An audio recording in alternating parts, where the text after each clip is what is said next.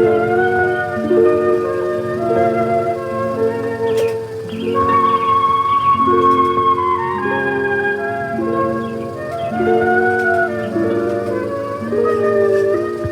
gentle summer afternoon in England, a time of restfulness and peace that has changed little over the centuries.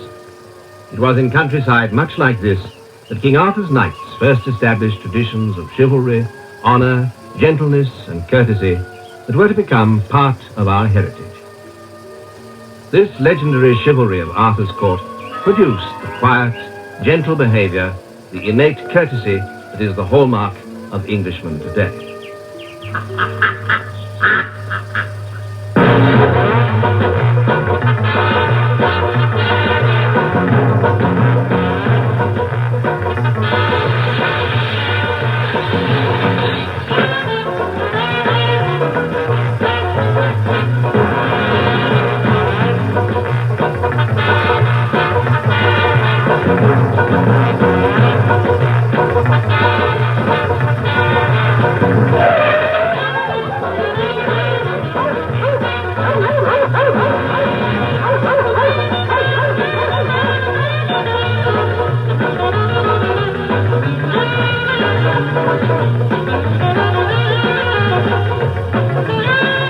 Behaviour is the way we act in the presence of others.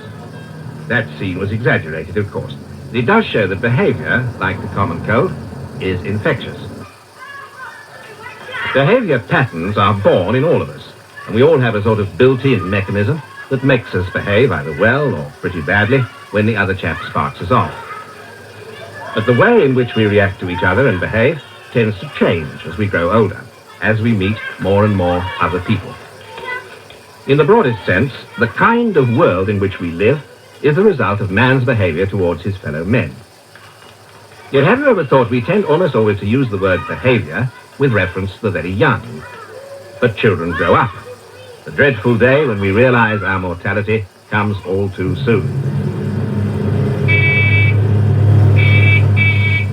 If we agree that behaviour, by definition, is our mode of acting in the presence of others, that it refers to purely external relations, just watch. Two total strangers have met for the first time. Each is now actually forming impressions of the other. These men will hold steadfastly to these impressions and will base their judgments each of the other accordingly. Judgments based on little more than appearance and a handshake. Frightening? Perhaps, but true. An example of our behaviour applied to purely external relations. But there are other examples. This is the 20th century, the age of the machine, the telephone. With telephones, we form impressions of people we never meet or shake hands with. You're all the same. I must go now. I'll ring again later. Bye. Bye. Telephones, like handshakes, are part of the modern world, and we must accept them. Every day we meet numbers of people we can never get to know well, and who can never really get to know us. So it's important we make an effort to create the right impression. Deep down, we all like to be liked. Americans, for example, are as expert at remembering names as they are at mass production. They've known for years the value of what they're pleased to call personalization. The value of using names should not be underestimated. It oils the wheels. It only requires a little effort and the right timing. Names are now even printed in checkbooks. Would you like it in 5s or 1s, Mr. Powell?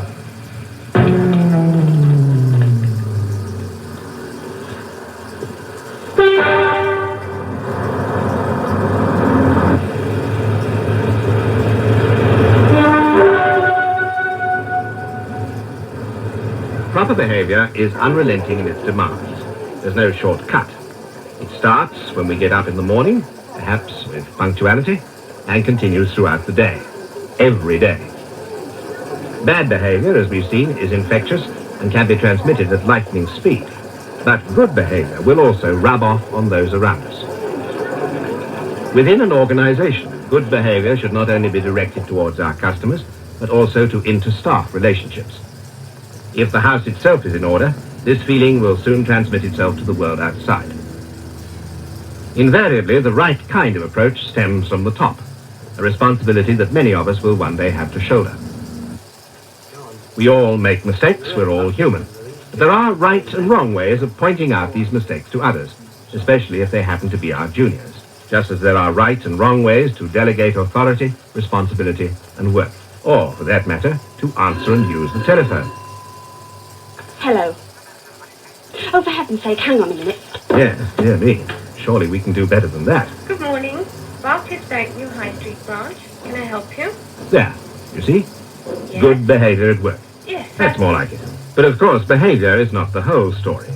If we really like to be liked, then many other factors must be properly geared and working for us in the same direction. Unless we look neat and presentable, unless the surroundings in which we work and offer service present a tidy picture, and unless the actual organization is up to the mark, we can smile at our customers and at each other until we're blue in the face, and it won't mean a row of beans.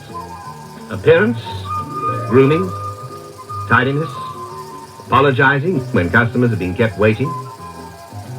All these little things add up to behavior, something as vitally important to ourselves as it is to others.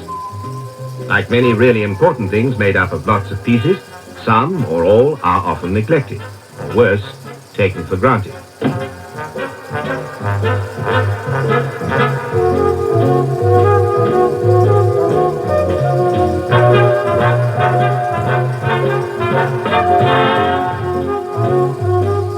Remember, we don't just judge others, we're judged ourselves. Every day, behavior is the key. We all like to be liked.